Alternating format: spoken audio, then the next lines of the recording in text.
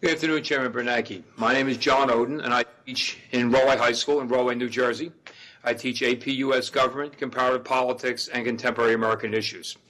My question is, what role do you believe education will play in the future of our economy, and how can we better prepare our students for financial success? The question is, what's the role of education in the future of our economy? And I would just say it's probably the most important element of both our national future success and individual success. Just think about how the world is changing. First of all, technology is changing radically. One of the key explanations that economists give for the increasing inequality of income in the United States and in the world has to do with technology. That people who are capable of using sophisticated technologies earn high incomes, earn high salaries, are productive. People who do not have that education, those skills, do not do nearly so well, and that's part of the reason why income inequality has increased in America. What other trends are there? New industries, new forms of energy, new forms of climate-related industries.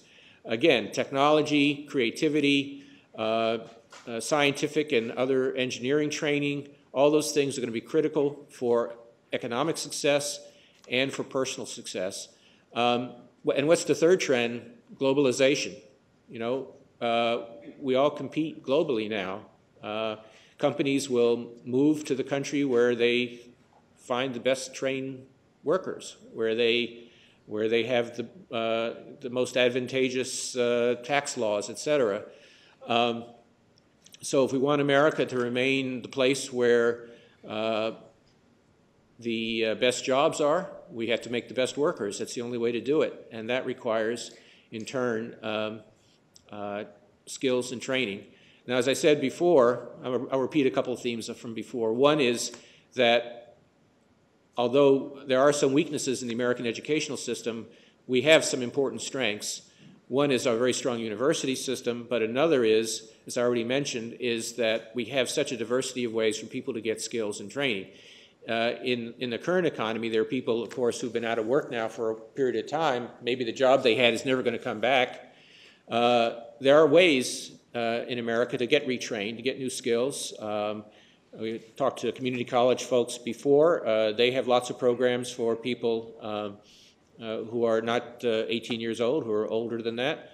And so that diversity of ways of getting training and skills is really important. It's really a strength of our economy and our country. And the other is, again, another theme that has been throughout this hour.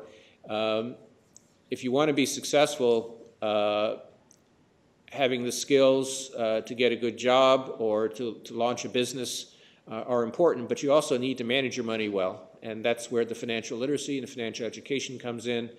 And I do think, I'm very interested to hear the gentleman from Texas saying that that was a state requirement. I think that's actually becoming the case in more places around the country. But I do hope that if it's not in your class, that you will push your school, push your district to make sure that kids have at least the basics of financial literacy before they graduate.